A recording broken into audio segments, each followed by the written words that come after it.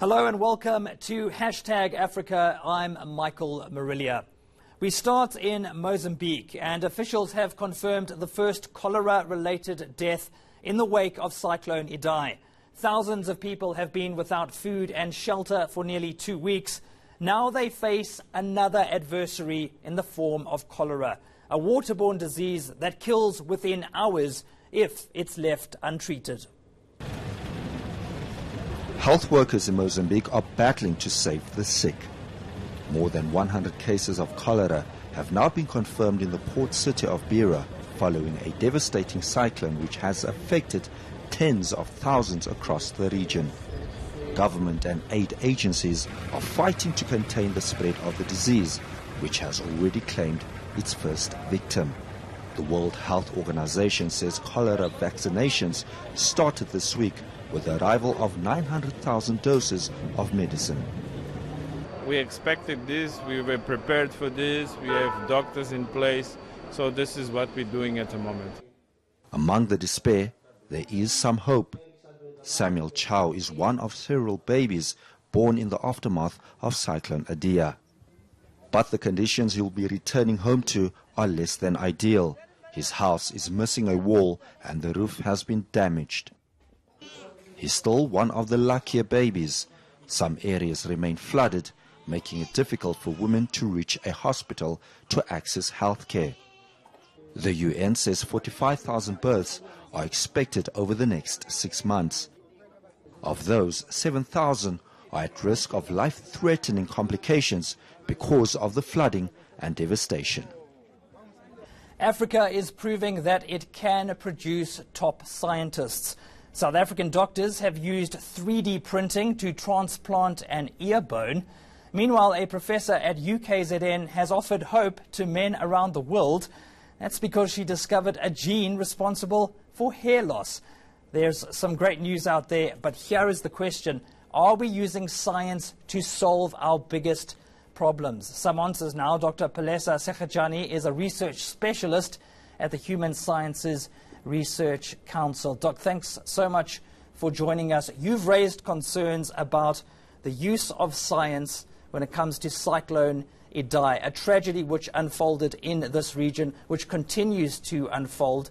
It seems that regional officials were late in invoking what you've called protocols, which could have possibly saved or helped millions of lives across the region. Yes, indeed, Michael. SADC has a number of protocols, and I mean some of the protocols, it's a protocol on health and a protocol on science and technology, which it's fairly new. It's just been developed a few years ago. Those are the protocols that should have been invoked in terms of mobilizing the skills.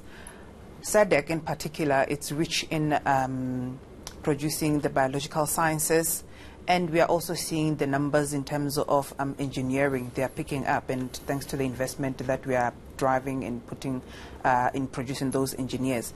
So if we are producing about 60% or 65% of the skilled labor in the biological sciences, how come we are not able to mobilize those skills to respond to a regional crisis? I mean, like now with the Cyclone Idai, it was reported, there was a monitor that reported that we are going to be hit by the Cyclone Idai. And very well knowing that if it hits about 3 countries, therefore any outbreak is imminent. And yes, we are now sitting with cholera. There is a cholera vaccine. We are also investing a significant amount of money to producing vaccines, particularly South Africa. So I know that complaint always comes that South Africa is jerking most of the regional burden. But it's about time that if a chairperson of a region has that skill to also anticipate what is about to hit us regionally, to start making sure that we put those skills to respond, because all the time Africa, it's known that such risks are left into the hands of the global agencies such as UNESCO and WHO and so on. So the question comes to mind that when are we going to take the Africa's capital serious? All right, now you've spoken about a brains trust. So these are really the innovators, the top minds in South Africa, in the SADC region, that could help respond to a crisis like a cyclone or a natural disaster? Are we producing the talent at our universities, at our schools, that's coming through to help ordinary people on the ground when these sorts of things happen?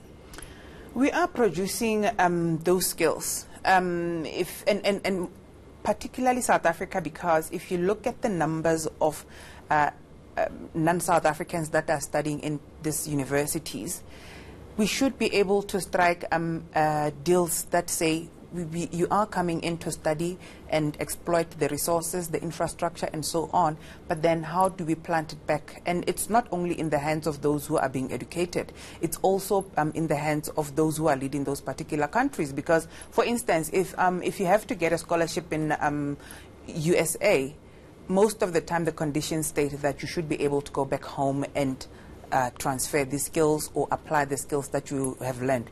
Why are we afraid to do that? Because it's not only in the benefit of South Africa.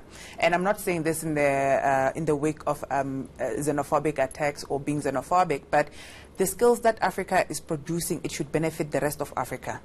There is no point that SADC, particularly in the whole of Africa, it is the one that is advantaged as far as the skills production is concerned, as far as high people receiving tertiary education, postgraduate degrees, and so on. So I don't understand why in 2019 we are still struggling with this.